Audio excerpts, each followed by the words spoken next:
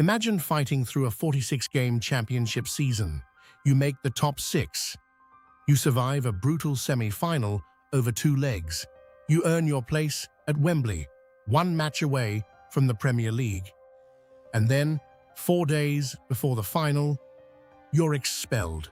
Not because your players cheated, not because your manager fixed matches, but because a young analyst intern was caught filming an opponent's training session from behind a tree. That's exactly what happened to Southampton. And the legal rule behind it is far more shocking than the scandal itself, because this case reveals a truth most fans never think about.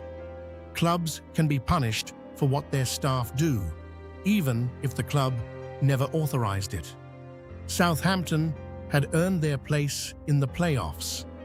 They drew Middlesbrough in the semi-finals. First leg at the Riverside 0-0. Second leg at St Mary's 2-1 after extra time. Southampton were through to the Championship playoff final against Hull City on the 23rd of May 2026. But while the players were celebrating, something else was happening behind the scenes. The spying incident took place on the morning of 7th of May 2026, just 2 days before the first leg of the semi-final. At Rockcliffe Park, Middlesbrough's training ground, staff noticed a figure hiding behind a tree, filming a closed training session. He wasn't a journalist. He wasn't a fan. He was a Southampton first-team analyst intern. He was gathering tactical and selection information, the kind of detail that can decide a playoff tie. When Middlesbrough staff confronted him, he fled, went to a nearby golf club, changed his clothes in the toilet, and left the area. And because it happened just 48 hours before the first leg, the EFL viewed it as a direct attempt to influence the semi-final itself. Middlesbrough reported the breach to the EFL. That report triggered the investigation, which weeks later would end with Southampton being thrown out of the playoffs. As the EFL dug deeper, they found more. Southampton admitted that they had filmed training sessions of 3 different clubs: Oxford United in December 2025, Ipswich Town in April 2026, Middlesbrough in May 2026. This wasn't a one-off mistake. It looked like a pattern. To the Commission, 3 separate incidents suggested planning, not coincidence. Most commentators expected a heavy fine, a staff suspension, maybe a points deduction next season. Almost nobody expected what came next. On 19th of May 2026, an independent disciplinary commission delivered its ruling. Southampton were expelled from the Championship playoffs, replaced by Middlesbrough in the final against Hull City, and handed a 4-point deduction for the 2026-27 season. In one decision, Southampton lost their Wembley final, their shot at promotion, and millions in potential Premier League revenue. And if you're thinking, surely they wouldn't go that far, that's exactly why this case matters. To understand how this could happen, you need to know one of the most powerful and controversial principles in sports law: strict liability.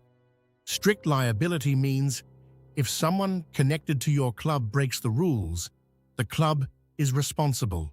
It doesn't matter if senior management didn't know. It doesn't matter if the players had nothing to do with it. It doesn't matter if the club never authorized it. Strict liability exists for one reason: to protect competitive integrity. If clubs could escape punishment by saying, "We didn't approve this," rules would be impossible to enforce. When the written reasons were released, the language was severe. The Commission described Southampton's conduct as a contrived and determined plan from the top down, designed to gain a competitive advantage using junior staff in a clandestine operation. They also noted that a fine would be meaningless if Southampton were promoted, because Premier League promotion is worth around 200 million. In their view, only one sanction truly protected the integrity of the competition: expulsion from the playoffs. Spying in sport is not new. Leeds United Spygate. 2019, manager Bielsa admitted sending staff to watch Derby's training. Punishment: 200,000 fine. No expulsion. New England Patriots NFL Spygate. 2007, filming opponents' signals. Punishment: fines and draft pick loss. No expulsion. AFL NRL integrity breaches. Typically fines, suspensions, or draft penalties, almost never removal from finals. And in modern English football, no club had ever been removed from a promotion final for an integrity breach. That's what makes this case extraordinary. Southampton appealed. They argued the punishment was disproportionate.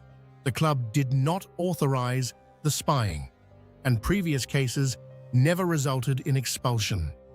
The appeal went to an EFL arbitration panel. It was rejected. Appeals in sports governance are extremely limited. You can challenge procedural unfairness, misinterpretation of rules, or irrationality. You cannot argue this feels too harsh. With the appeal dismissed, Southampton have no realistic internal avenue left. Judicial review is theoretically possible, but courts almost never interfere unless the process itself was unlawful.